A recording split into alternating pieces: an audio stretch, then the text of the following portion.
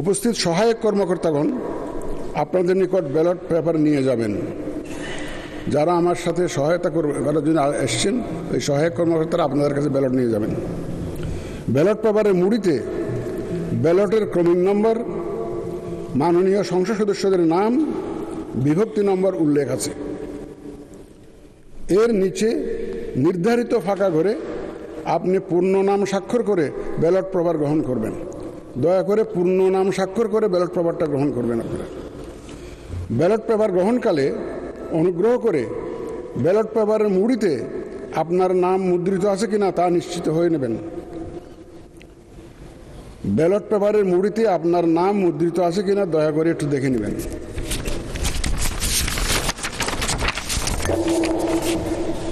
Ballot পেপারে প্রতিদ্বন্দ্বী প্রার্থীদ্বয়ের নাম বাংলা বর্ণমালার আদ্যক্ষরের ক্রমানুসারে মুদ্রিত আছে।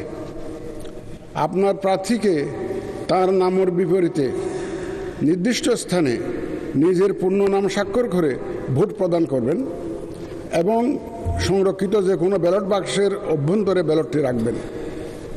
আপনি নিজের পূর্ণ নাম স্বাক্ষর করে ভোট প্রদান করবেন। শূন্য স্থানে নিজের পূর্ণ নাম স্বাক্ষর করে ভোট প্রদান করতে হবে।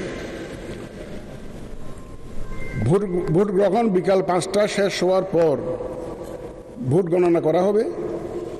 বৈধ ভোটের সংখ্যাগরিষ্ঠতার ভিত্তিতে যিনি সর্বাধিক ভোট পাবেন তাকে প্রাথমিক নির্বাচিত হিসাবে এখানেই জানিয়ে দেওয়া হবে। অতঃপর সরকারি গেজেটে ফলাফল প্রকাশ করা হবে।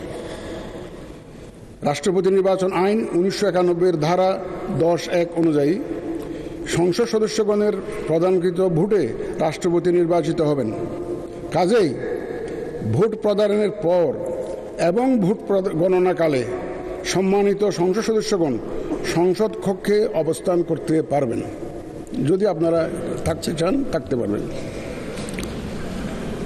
নির্বাচন পরিচালনা কাজে এখানে উপস্থিত জাতীয় সংসদ সচিবালয় এবং নির্বাচন কমিশন সচিবালয়ের কর্মকর্তারা আপনাদের সর্বাত্মক সহায়তা প্রদানে প্রস্তুত রয়েছেন। আসুন আমরা ভোট গ্রহণ কার্যক্রম শুরু করে এই নির্বাচন প্রক্রিয়াকে সফল করে তুলি। আপনাদের সকলের সুস্বাস্থ্য ও সাফল্য কামনা করে আমার বক্তব্য এখানে শেষ করছি। আল্লাহ হাফেজ।